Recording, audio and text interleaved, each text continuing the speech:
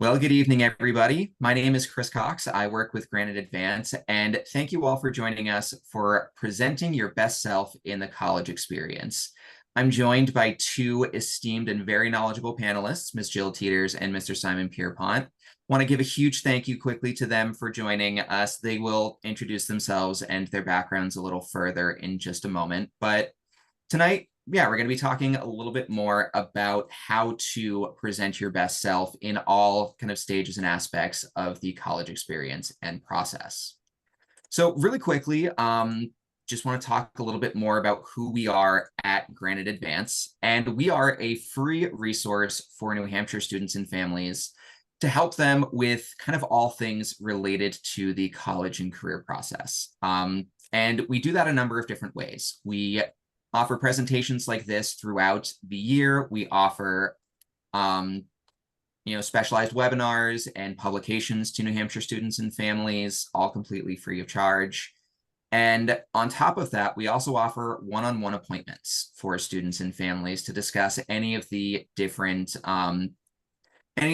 topics or aspects that you see below. Things like career and aptitude exploration, exploring different educational pathways, providing financial aid support and FAFSA assistance, and also reviewing financial aid offers.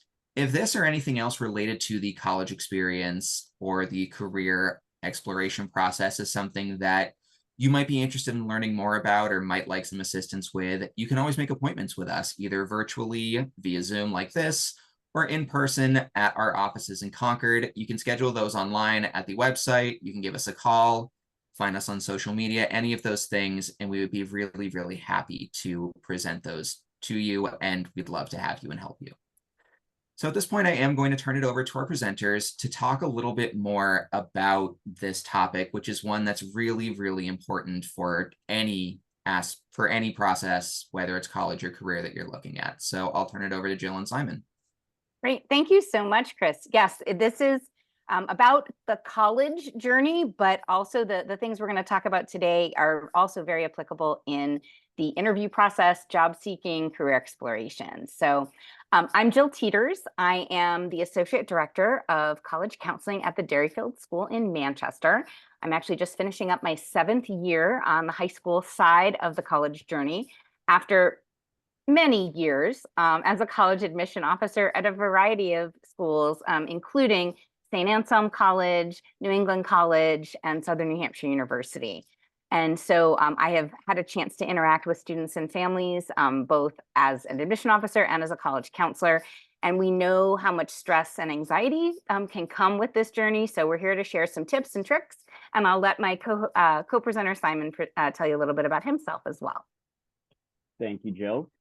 So my name is Simon Pierpont, and I am the Outreach Director for Gear Up New Hampshire, which is part of the Campus Compact New Hampshire umbrella.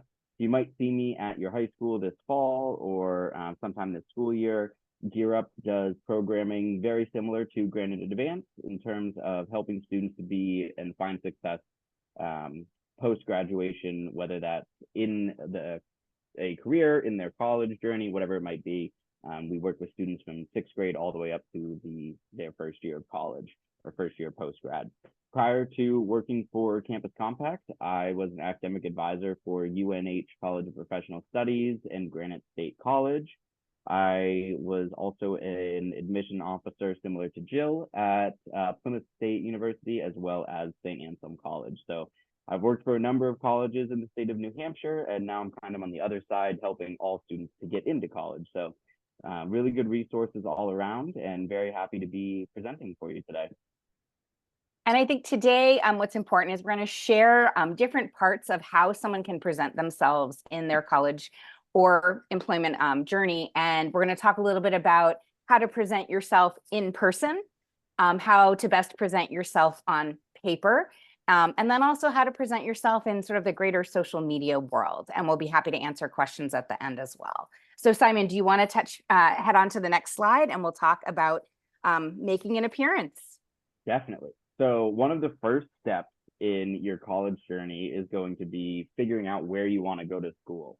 And that's really one of the most exciting parts, because you get to research all these different colleges, decide whether you want a small, medium, large school, if you want to have to travel for it, if you want it to be close.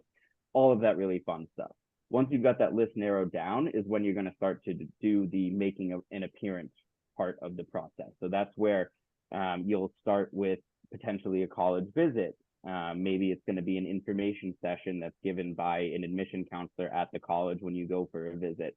It might be a conversation that you have with an admission counselor when they come to visit your high school. Ultimately, it's taking advantage of whatever opportunities are presented by the college for you to interact with them and actually interacting with them. So, every college that you're interested in, for the most part, they're going to have admission counselors traveling this fall.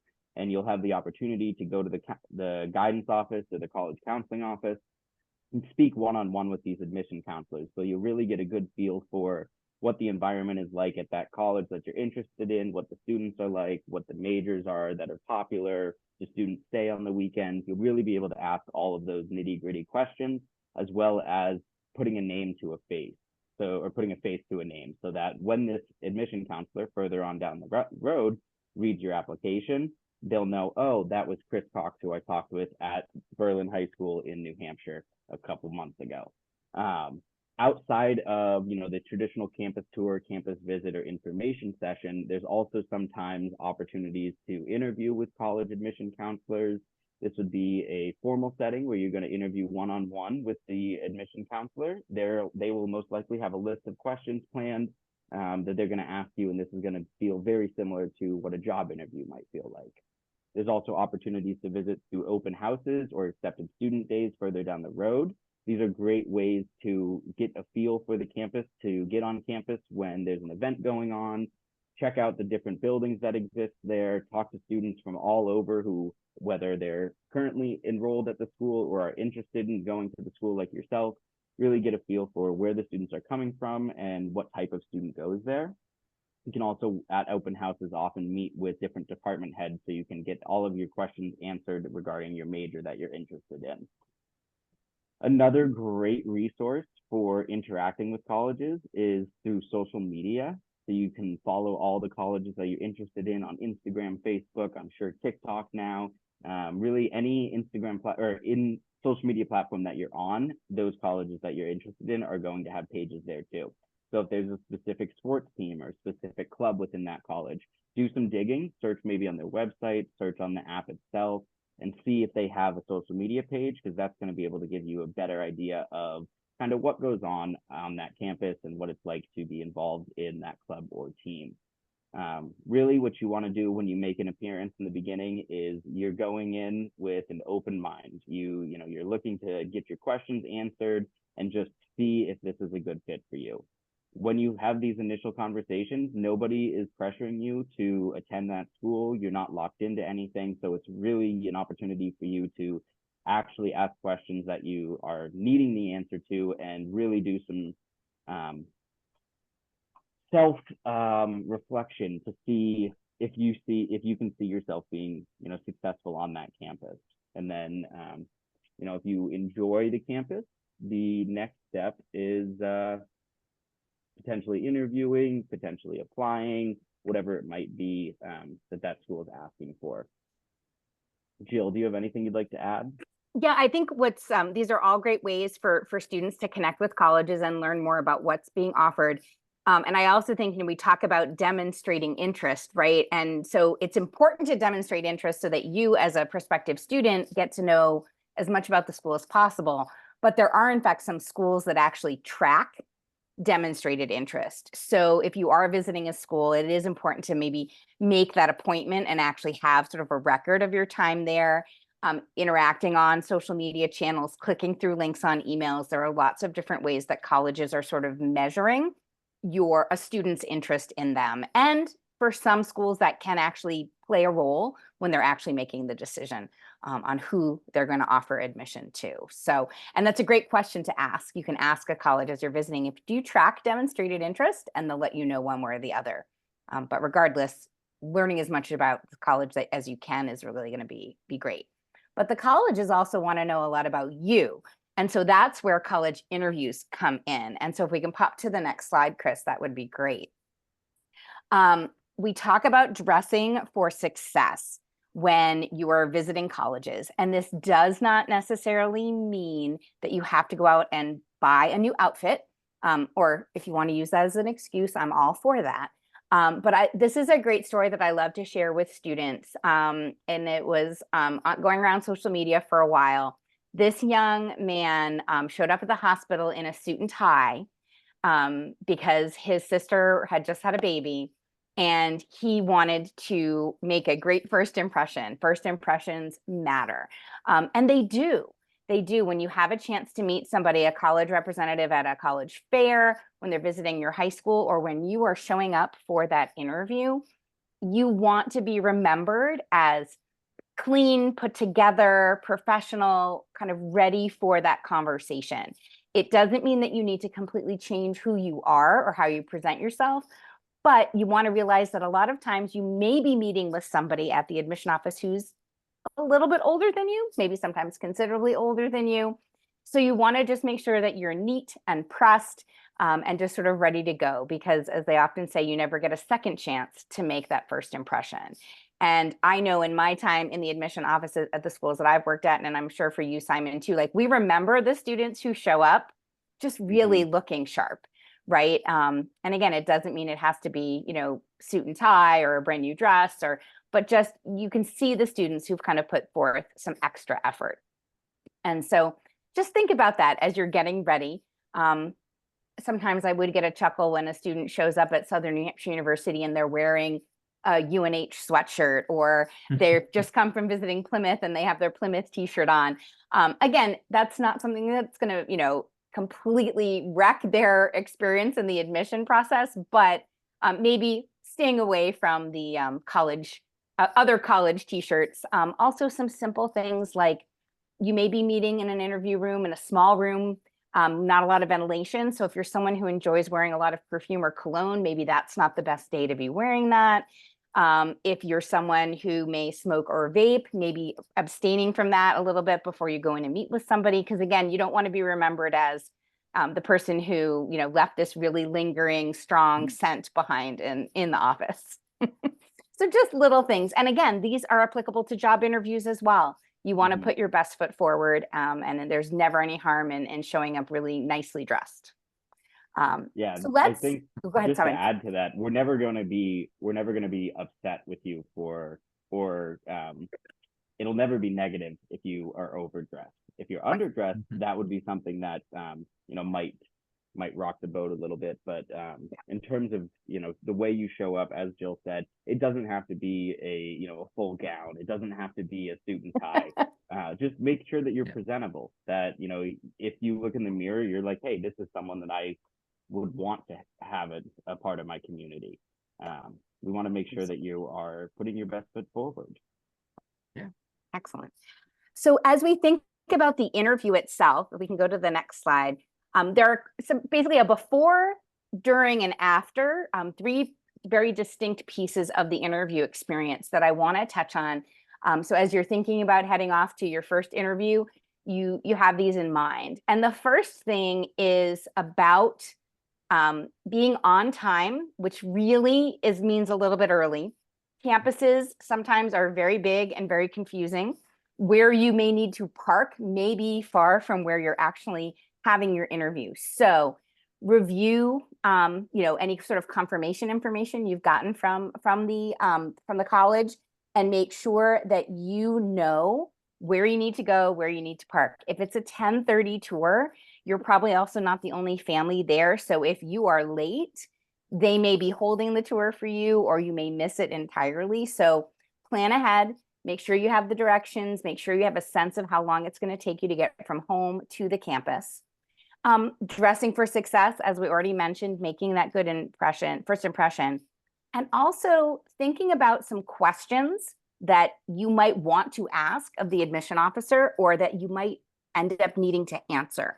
An interview is a conversation. It's not an interrogation. The admission officer is not out to get you or trip you up, but a little advanced preparation goes a long way in really helping you feel confident about what you want to talk about. Guaranteed they're going to ask you about yourself and your high school experience. You are an expert in yourself, right? So you want to be able to talk about things like, what are your favorite classes? What do you do outside of school? Do you work? Do you have a job that you love? Do you volunteer? Do you have family responsibilities? And so you want to be able to be prepped to share those. During the interview, and again, college interview, job interview, it's the same thing. Be attentive, make good eye contact, shake hands. I know this kind of went by the wayside during COVID, but we're now hopefully in a better place, and handshaking is still happening. So when you show up to that college admission office, as the student, we want you driving the bus on this, right? Your parents are probably with you because it is a family adventure, but walk up and you should be the one that checks yourself in at that reception desk. You know, hi, I'm Jill Teeters. I'm here. I have a 10:30 tour and interview. When you meet somebody, shake their hand, introduce whoever is with you. Oh, this is my mom and my dad. And just really be engaged during that visit and ask the questions like we talked about. Show that you've done some homework. An easy question, sometimes people are like, oh, well, is your psychology program any good? If I had $1 for every time I've heard that, right, Simon? Because what are we going to say? No. But ask a question that shows you've done a little bit of homework. I see that you've had a psychology major for many years, and Professor Smith has been doing some really interesting research on personality disorders. You know, how easy is it for students to get involved in research? Or I'm not really sure about what I want to study. Can you tell me more about how your college helps me figure out what I want to do during the time that I'm here? And you really want to be prepared to talk about your accomplishments. You know, it's not bragging. This is your chance to say, oh, I've been a leader in this club. I'm a manager at my job. I'm responsible for after school care for my 3 younger siblings. It's okay to talk about the great stuff that you've accomplished in your life. And just opportunity to do it. This is exactly your opportunity to do it, and to be authentic. You know, share who you are and what makes you, you know, what you find joy in, what you're excited about learning in your college community. And, you know, it really should be a back and forth conversation. You know, you probably are going to get questions from the admission officer first, and then I guarantee you they're going to say, so do you have any questions for me? Make sure you have some. And it's okay to have them written down. I know having notes on your phone is easy, but I'd say even just an index card, pen and paper. And it's okay to say, oh, I've actually written down somewhere. You have a notebook. Take out that notebook and be able to kind of write down the answers as you hear from the admission officer. But preparation is key. And many times, you know, even practicing if you're a little nervous, maybe finding a friend or a family member who might be able to do a mock interview for you, or your school counselor, if you're, especially before that first interview, if you want to get a little bit of help practicing beforehand. Simon, anything to add about during the interview? I think one of the biggest things to remember when you're going into this interview, specifically with college interviews, not so much job interviews, but college interviews, is the admission counselor wants to get to know you and wants you to be a part of our community just as badly as you want to be a part of our community. So know that that admission counselor is not there as a gatekeeper or there to block the way. They're there rather to open the door for you and hold the door as you walk through. They really are there to assist you and be your advocate within that college as you go through the application process. So try, and I know it's hard, but try to not be intimidated going to these interviews. Try to think of it as like, this is a great opportunity for me to find out more about the school, and the person reading my application to find out more about me that may not be in that application. It's really just an opportunity for us to get to know who's going to be a part of our community, and that's what we want to do. So we love these opportunities, and it's something that we really look forward to as counselors. And I will say, because I think, Simon, you've probably experienced this too, sometimes maybe you're visiting a college or university that you're not really happy about or thrilled about or interested in, but your parents want you to look at it. So please treat that interview with the same courtesy and connection as you would with any other, and use it as practice. You know, maybe, you know, your parents have said, oh, we really want you to look at this school. So have the interview, have the conversation, so that when you comes down the line and you're interviewing at maybe your top choice school, you've got some practice under your belt. So I think I did have at least once or twice when I said, oh, you know, why are you interested in my school? And the student answered, because my parents made me come today. And so I did chuckle a little bit, but maybe not, something to share in the interview. But it is a great, same thing, tours, visits, interviews, great to do, even if it's a lower stakes, if it's maybe not a school you're super excited about, but it gives you a chance to kind of try it on for size. Definitely. So you've had the interview, you've asked the questions, you've had this great engagement. The follow-up after the interview is just as important. You do want to make sure that while you're there, you get a business card of the person that you met with. They may automatically offer it to you, but if they don't, feel free to say, can I get your contact information? If you forget and you're outside in the admission waiting area, ask the receptionist and they can provide that for you as well. Send a thank you note. The thank you note is something that takes such a small amount of time and can make such a big impact.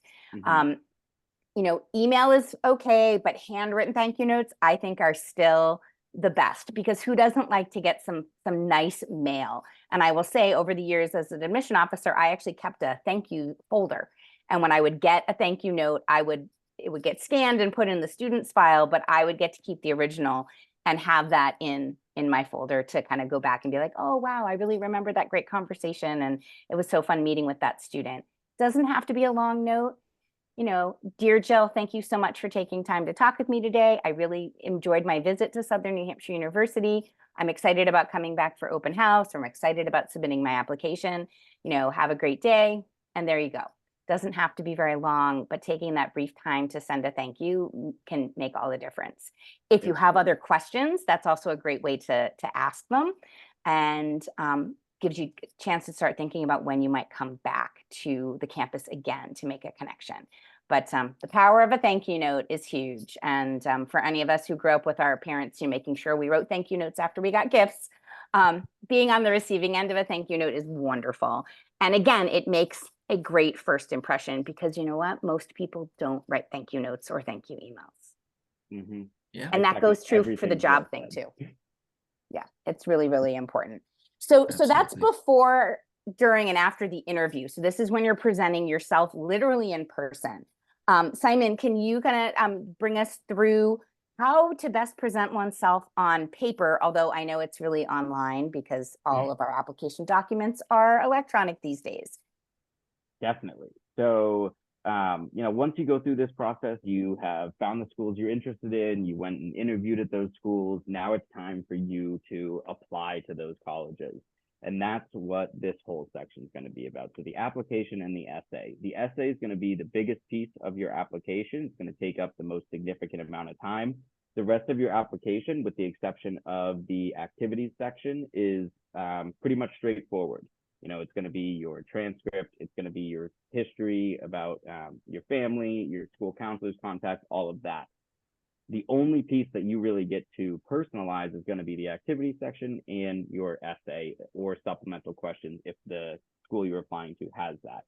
So it's really important during this part, or this piece of the application, to be as authentic as you can be to who you are, and to really keep in mind that no matter where you're at when you're doing this essay, you are the main character of your life. So you need to be the main character of your essay.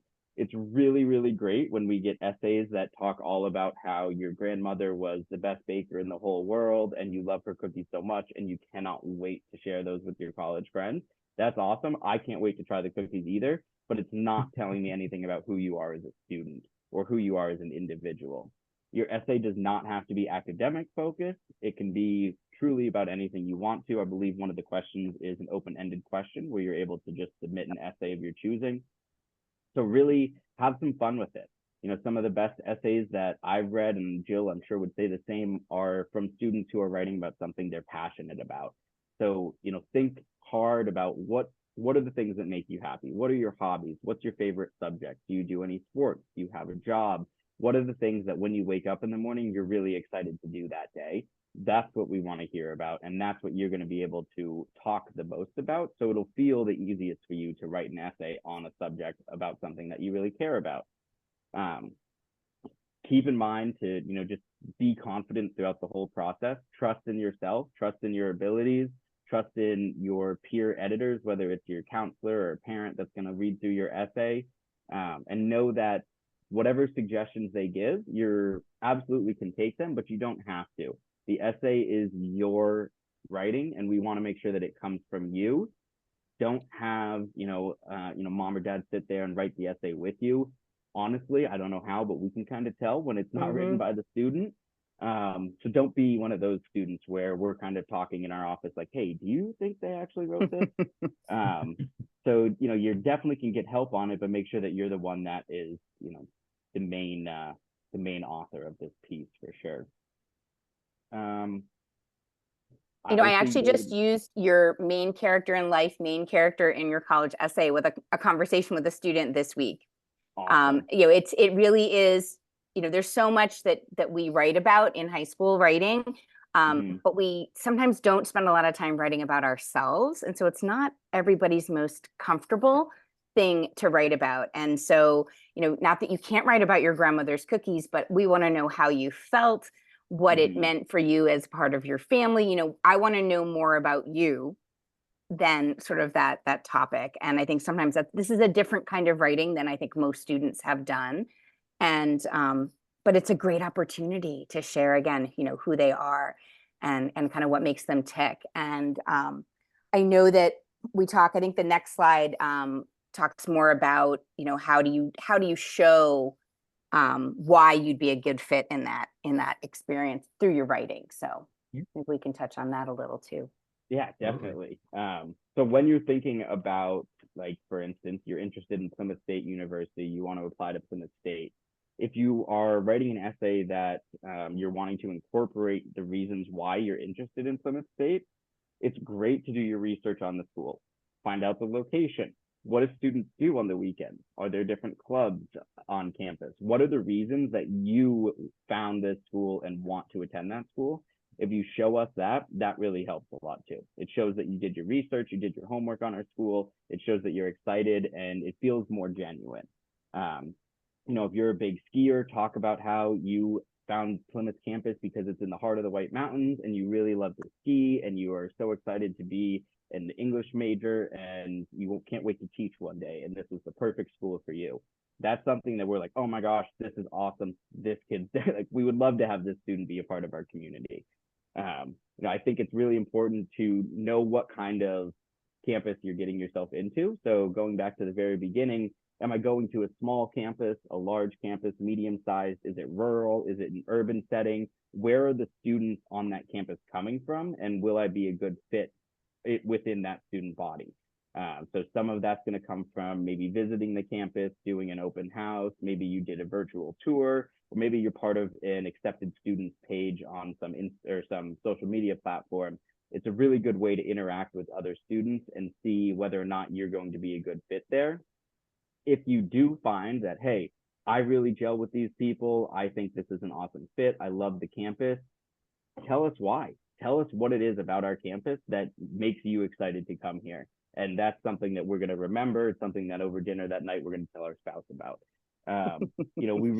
It's so much fun to read essays from students who are excited, and you can feel that excitement in their writing. And whether that is about the school that they're applying to, or whether it's about something that they're passionate about, whatever you decide, find something that you're excited to talk about, because that's the most fun to read. It's the most fun to write. And it's something that, in terms of writing an essay, is a little bit less daunting than talking about your flaws as a human being or something. Well, and I think, what sometimes students may not know is that, there's a general common application essay that everybody submits, and it goes to all the schools that you're applying to. But then also many colleges will sort of have some sort of supplemental essay, which sometimes we refer to as the why us essay, right? And that is where you really want to articulate your knowledge of that particular school. And the why Plymouth essay should not be something you can just copy and paste and put in as the why UNH or why Keene or why Southern New Hampshire University. So we do want you to demonstrate that you know a little bit about us. And on that thread, make sure that if you have an essay that's specific to Plymouth or an essay that's specific to Keene or UNH, that it's only sent to that school. Because I can't tell you how disheartening it is to open an application, read through it, get to the essay, you're so excited, the students got a 4.0, they're awesome, and their essay is all about UNH and you work at Plymouth and why they want to go to UNH. So don't be that student. Make sure Yeah. you know your audience. Make sure you're aware of where you're sending your essays. Yeah. And then I think we've got one more slide about application and essay, and this one's really important. Yes. So we touched on this a little bit, but reviewing and proofreading is huge when it comes to your essay. We want to make sure that you're proofreading for grammatical errors more so than you're proofreading for the actual context of the essay or the content of the essay. We don't want whoever's reading your essay to change your message or change what you're trying to get across. Rather, just make sure that you're doing it in a grammatically correct way without any spelling errors. We don't want to, alter your writing too much. Feel free to use spell checkers, grammar checkers, all sorts of programs online. Don't use AI. Don't have something else write your essay for you. But really making sure that you have read through your essay, you've given it to a friend, family member to read through, and also keeping in mind that you want to make sure that that pool of people you're having read your essay or read your application is not large. Keep it small so that you don't have too many cooks in the kitchen, if you will, too many people giving you ideas on what you should or shouldn't do. Also, trust your gut. It's your essay, it's your application. You are, as we said, the main character. You're the driver here. Make sure that you're the one that's making the decisions for what's actually submitted. Ultimately, it's up to you. And whether someone believes that you're doing the right thing or not, it's your decision on what you would like to submit. And if I can add, Yeah. sorry, if I can add one Yeah. quick plug, Granite Advance is in fact offering college essay workshops over the summer. Yep. Check on our website for exact dates and times, but what we do is we bring in admissions counselors from schools across the state to not only talk to you about what they like in essays, what they don't like, how they want students to approach it, and who better to give you feedback on either the concept behind what you're thinking of writing or a chance to kind of proofread and offer a little bit of critique on what if anything you've written so far than the exact same people who are going to be reading your essays later on down the road. So that could be a really great thing for rising seniors, people who are going into the time when they need to start writing this, as a great way to kind of get a head start on either thinking of something, because a lot of times that open prompt can be very kind of daunting or scary, trying to figure out exactly what you want to write about. So they can help with that. If you've got something conceived or maybe a little bit of it drafted, they can take a look, kind of let you know where you're at, what they're feeling about it, things like that. So just wanted to quickly plug that. Jill, I know you had something else to say. I'm sorry if I derailed No, it. that's okay. One of the things I was going to say was I was going to ask you about the essay workshops because I've been a reviewer of those. It's such a great program. And I think it's real easy in the beginning of the summer, school year is wrapping up. It's like, oh, I have so much time to write my essay. If there's a piece of advice that students can take away from this session, get your essay done over the summer, get your draft written. It doesn't have to be perfect and completely done, but senior year is so busy with classes and the application process. If you can dedicate time this summer to writing, it's going to reduce your stress load dramatically. And I know that myself, I do better when I have a concrete date on the calendar. So if I knew I was doing an essay workshop on a certain date, it gives me I can work backwards and say, all right, I need to start generating ideas. I need to come up with some stuff. So you want to make sure that you have something done by the end of the summer, which is going to really reduce your stress. The other point I wanted to share before we sort of move on to email and other ways that you communicate with colleges is I think there's a myth out there that you have to write about something traumatic or significant, huge in your essay. And that's not the case.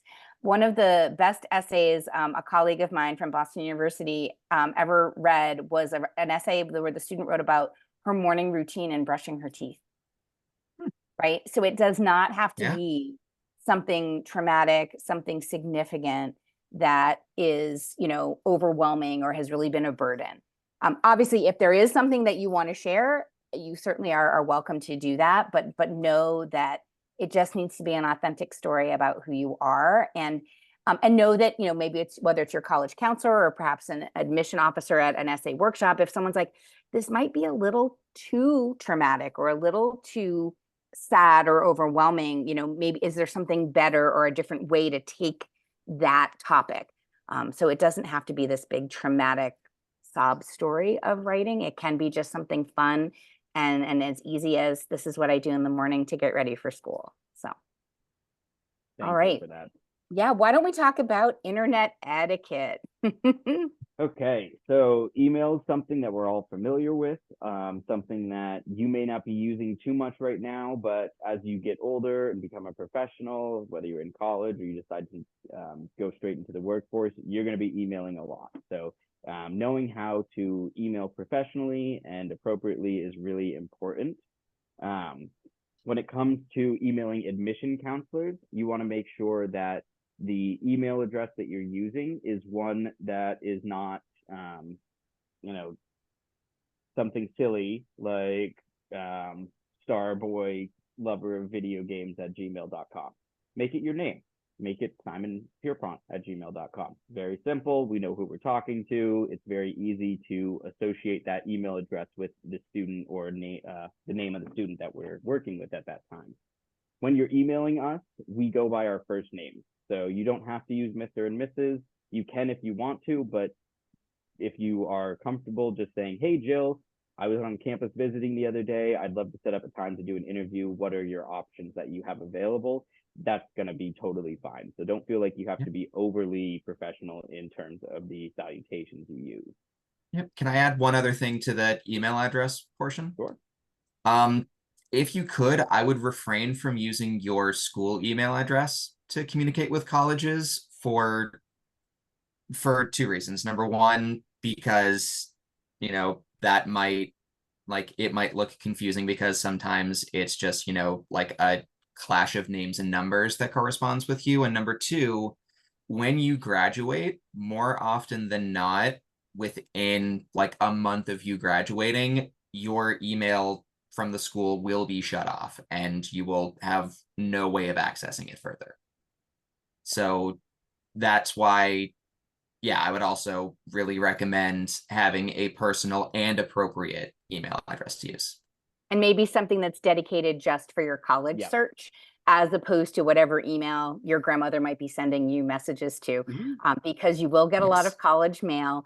Colleges, particularly once you've submitted your application, are going to be communicating with you via email. So you've got to be checking it regularly and making sure you can easily access it and respond. So when you're easily accessing your emails and writing those response emails, you want to make sure that you're using proper punctuation, proper spelling. You're not texting, so don't use texting lingo. Use the full words, type them out. Don't say LOL, ha ha, all of that stuff. If you really want to, toss in a smiley face. That's okay. We're not gonna, be upset with you over that. Keep in mind that everything you send to us as an admission counselor is going to go into your profile. So any questions you ask, any responses that you might have to something that's sent your way is going to be associated with your name. That includes, if you choose to, which Jill and I and Chris, you've seen too, students responding in explicit ways or derogatory ways. That's something that obviously we hate to see. It's really disheartening to see that. Often it's going to result in us following up with your guidance counselor, sometimes principal, letting them know that this was an interaction that you chose to have and kind of putting the ball in their court to say, is there anything you want to do in terms of whatever it might be, disciplinary, who knows?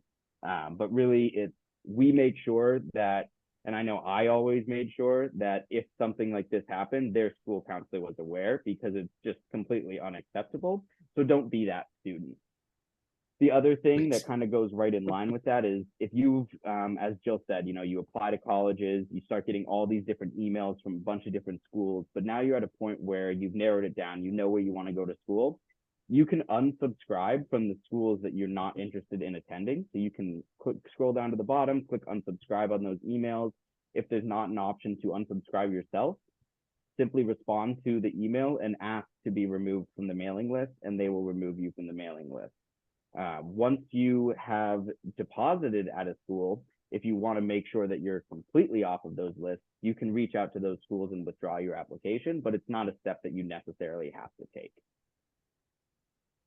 And much better to say I'm no longer interested than something rude along the Yeah. lines of stop sending me these, you know what, emails. So, Mhm. which I have seen happen. Absolutely. As have I. And yeah, it happens unfortunately more than we would like to see. So, in addition to email communication, there's obviously lots of great ways to interact with colleges via social media. And Simon had mentioned some of those in the beginning, you know, following colleges channels, and, you know, almost seems like every club and organization of a college has an Instagram page or things like that. There's lots of great ways to keep abreast of what's happening on college campuses.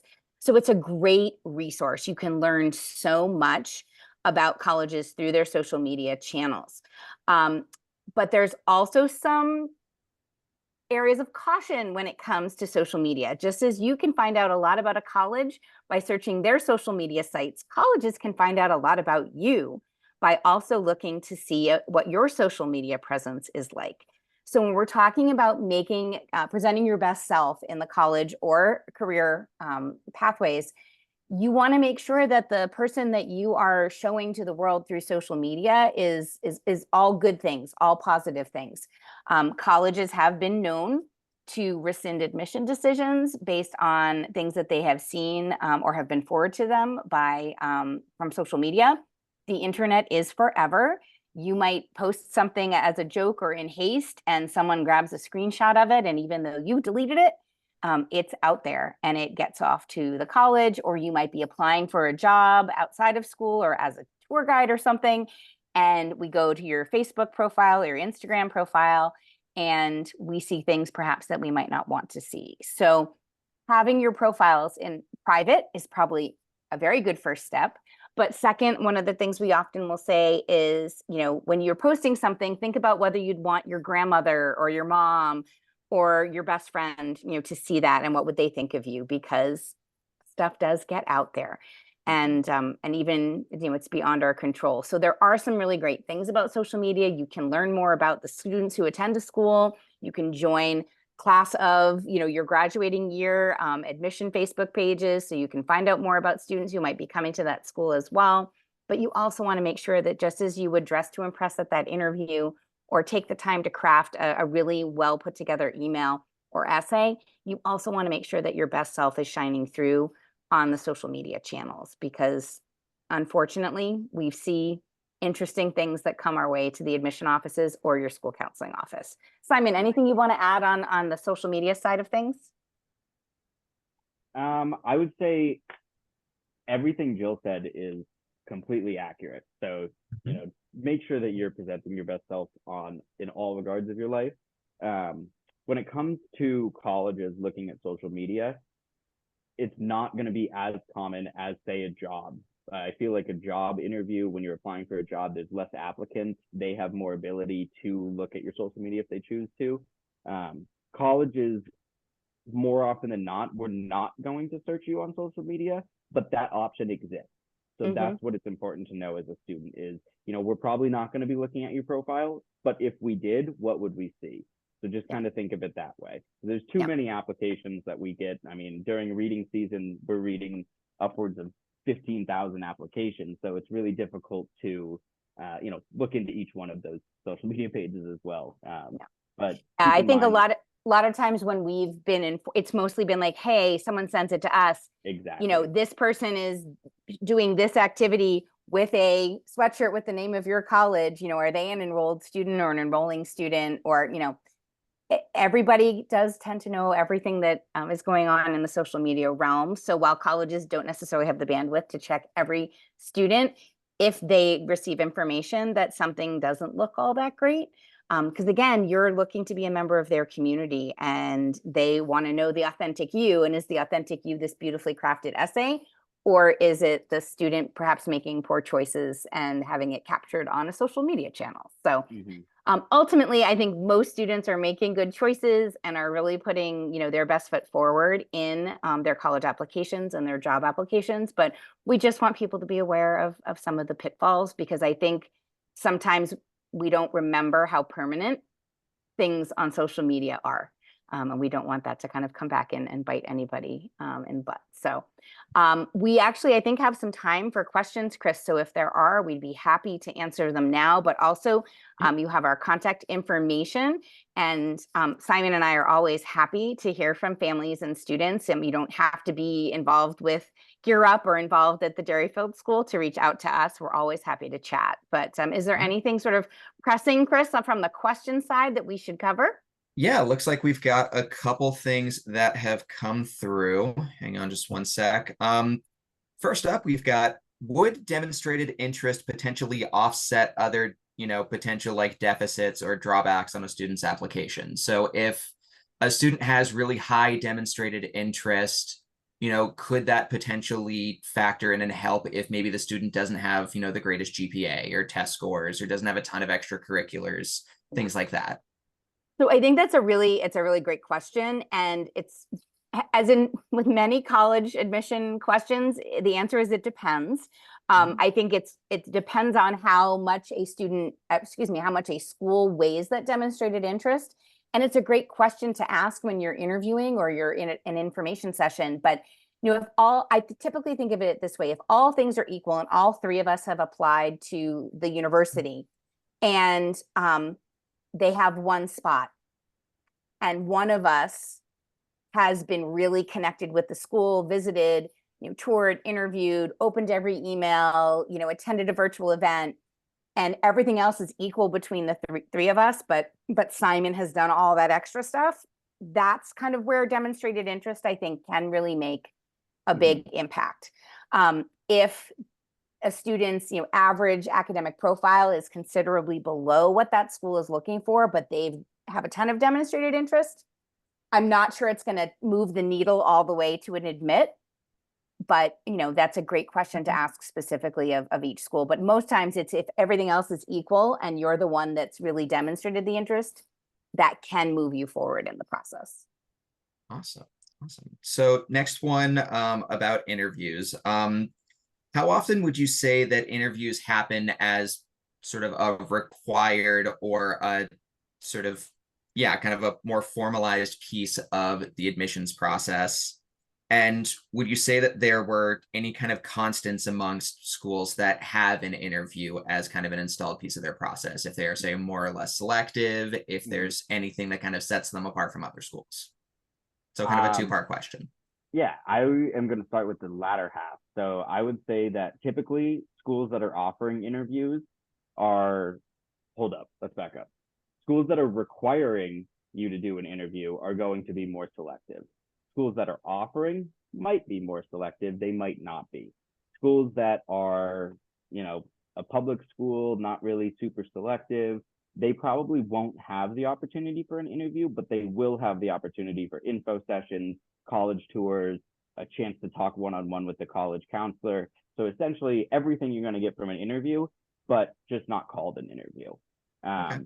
I think, depending on, and again, it depends on the school, but it all comes down to, I would say selectivity is really the biggest factor of whether or not a school is offering an interview. And Jill, I don't know, I think you've worked at a few schools that do them. I only had the experience with St. Anselm doing interviews. So it's interesting, probably over the past 4 or 5 years, I think as a whole, I'm seeing fewer schools offering interviews from more of an equity perspective.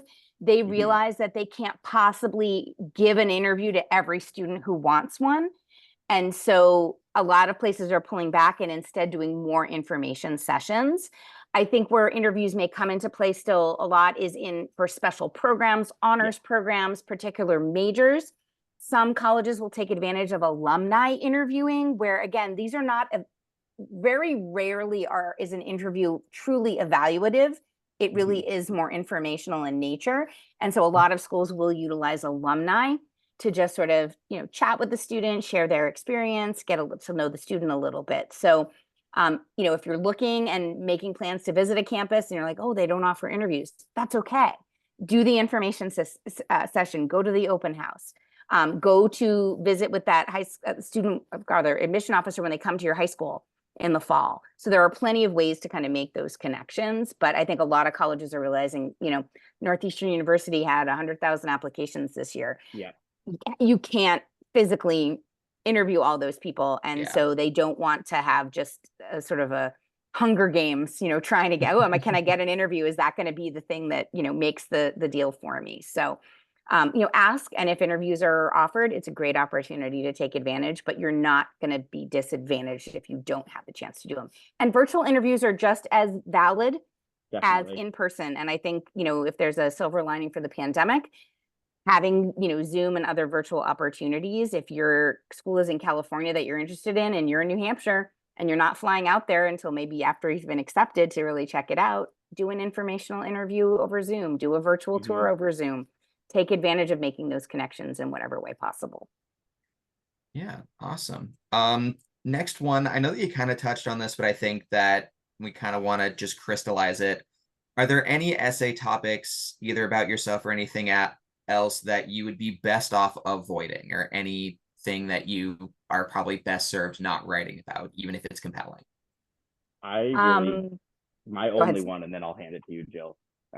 My only one that I'm like, just please don't write this, is the sports essay about you scoring the winning goal and your team winning the championship.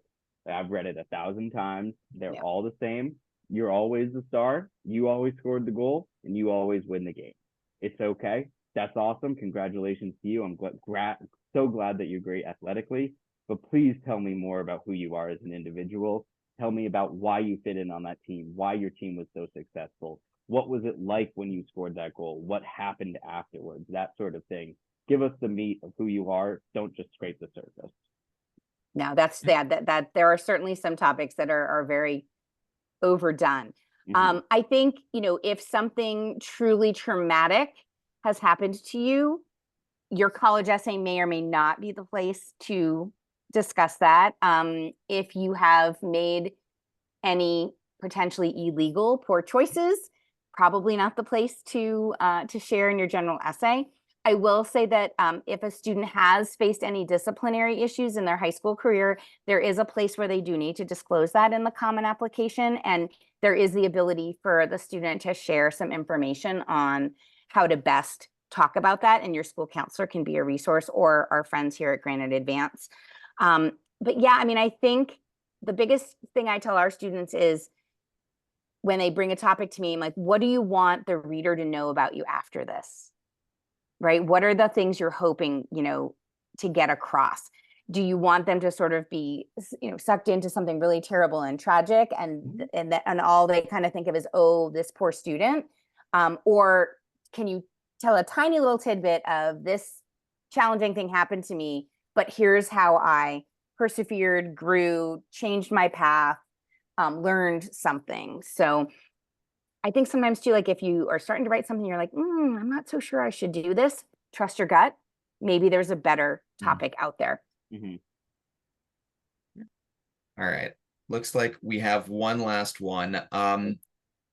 It was about social media that you guys were just touching on. Does a lack of social media presence rather in any way count against a student? So if they're just not present on social media, nope, would that lack of interaction or anything like that count against them in any way? No, not at all, because a student can still learn a lot about the college simply by going to the college website and by interacting with, clicking on emails and things like that. So they don't have to have a social media strong footprint. That's not going to be held against them at all. So again, if they are authentically not a fan of social media, that's great. Maybe that's a great essay topic, why I've chosen not to, jump into the wonderful world of social media. But I'd be very interested to read that. I know I would be very anxious to read that as well. That would be a really good essay topic. Excellent. Well, those are great questions. Yeah, and I believe that has encompassed all the ones that we've gotten. Wonderful. If you have any other ones out there, please feel free to send an email to the email address on the screen. You can feel free to follow the QR code to provide some feedback. If you have any other questions or would love to book an appointment with us at Granite Advance, you can call the phone number, you can book an appointment, or you can also shoot us an email. I'd like to give one last thank you to Jill Teeters and Simon Pierpont. Thank you both so much for your insight and your knowledge and for sharing that with us. We all really greatly appreciate it, and would like to wish one last thank you to everybody for taking the time to hear us out, and we wish each and every one of you the best of luck. Thank you all so much and have a great rest of your evening.